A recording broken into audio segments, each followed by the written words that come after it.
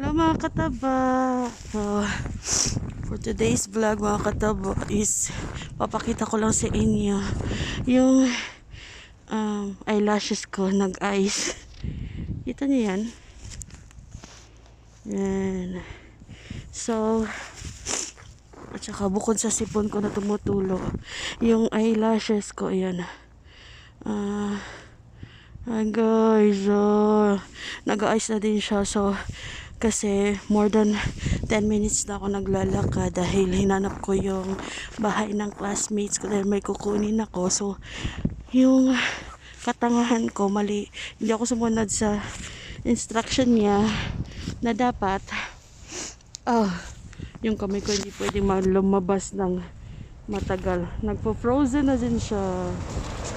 Ayan. Suot ulit tayo ng gloves. So,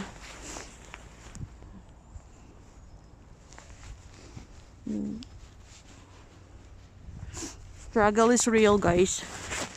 So, ito, ganyan ako maglakad. Ganyan. Kita nyo yan, nag-ice na yung ano ko.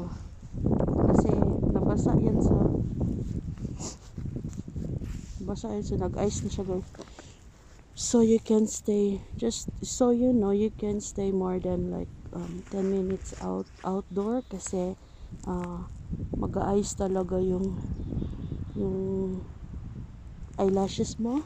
The good thing is I have a quality gloves and I have this mask to cover. At saka yung jacket ko din is okay. Yung inner ko, I have three clothes inside. Ay, no. 1, 2, 3 layer, guys. So, ito yung the third layer. So, tapos yung boots ko is okay naman. Meron akong dalawang medyas sa loob. So, I don't feel cold. Just only my face. Yan. Naninigas na siya. Tapos yung eyelashes ko, yan, nag-ice na siya. Para kung may muta. Guys. Klaro ba? Klaro na. So, ayun. At nahanap ko na rin yung bahay ng classmate ko. Tatawagan ko na lang siya. Ayun, 147. Ayun, guys. So, dito ako naglalakad. So, FYI, may malapit naman sana na bus number. Pero sinunod ko yung isa kasi yun ang nauna. So, ayun, naglakad ako ng more than 10 minutes. And, yun. So, yun lang po. Yeah. Sunny siya. Yan. Sunny. Pero, nasa negative 27 at this moment. Yan. So, kailangan mong yan. This is my look. And you have to zip this up.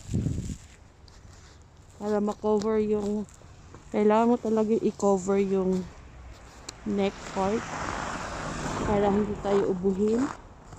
Yan. So yun naman, hindi naman masyadong struggle bukod sa